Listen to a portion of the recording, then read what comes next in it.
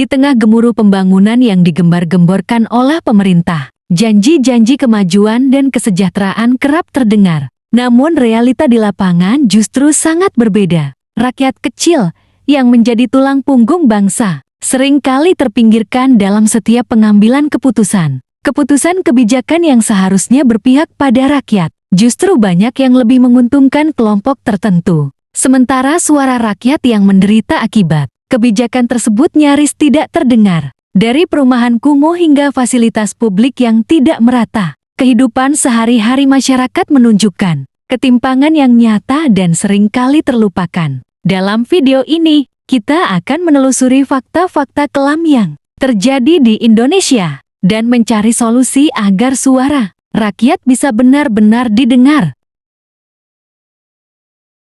Salah satu kebijakan yang paling terasa oleh masyarakat adalah kenaikan harga bahan bakar minyak atau BBM. Setiap kali harga BBM naik, beban hidup rakyat meningkat secara signifikan. Biaya transportasi yang membengkak berdampak langsung pada harga barang kebutuhan pokok. Karena distribusi barang menjadi lebih mahal, buruh harus bekerja lebih lama untuk memenuhi kebutuhan sehari-hari. Sedangkan keluarga miskin harus menekan konsumsi dan menunda pendidikan anak-anak mereka. Meskipun banyak keluhan dari masyarakat, pemerintah tampaknya tidak mendengarkan suara mereka secara nyata. Dan kebijakan ini terus diterapkan tanpa mempertimbangkan kesejahteraan rakyat kecil.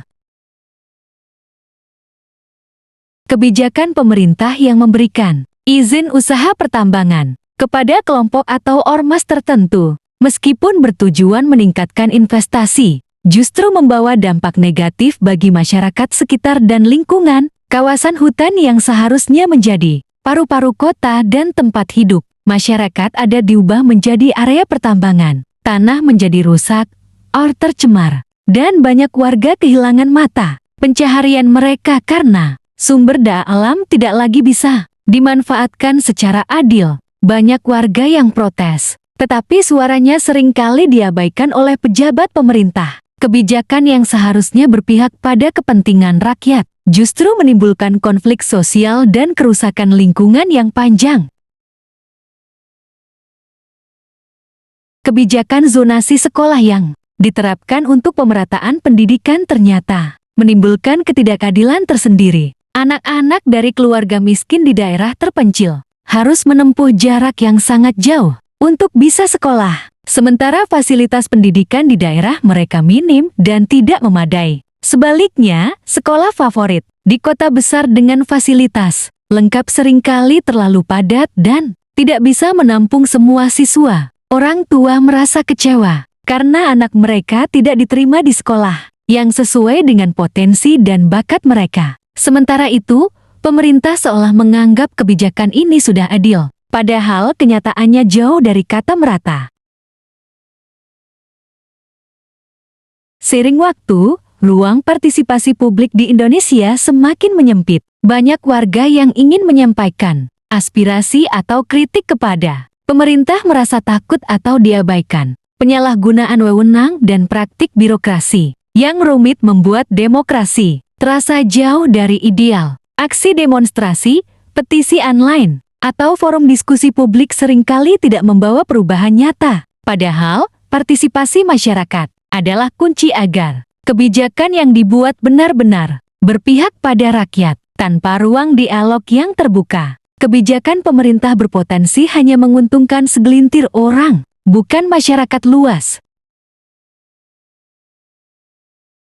Untuk membangun kebijakan yang benar-benar berpihak pada rakyat, diperlukan kolaborasi yang nyata antara pemerintah dan masyarakat. Pemerintah harus membuka ruang partisipasi publik, mendengarkan aspirasi rakyat, dan melibatkan mereka dalam setiap tahap rumusan kebijakan. Masyarakat juga harus aktif, menyampaikan kebutuhan dan kritik dengan cara yang konstruktif. Dengan pendekatan ini, setiap kebijakan yang dibuat akan lebih tepat sasaran, lebih relevan, dan mampu meningkatkan kesejahteraan masyarakat secara nyata. Indonesia akan menjadi negara yang lebih adil jika setiap keputusan yang diambil tidak hanya berdasarkan kepentingan segelintir orang, tetapi juga suara rakyat yang sesungguhnya. Rakyat bukanlah penonton dalam pembangunan negara ini. Suara kita adalah kekuatan kita. Dengan kesadaran dan kolaborasi, kita bisa memastikan setiap kebijakan berpihak pada rakyat, membangun Indonesia yang lebih adil,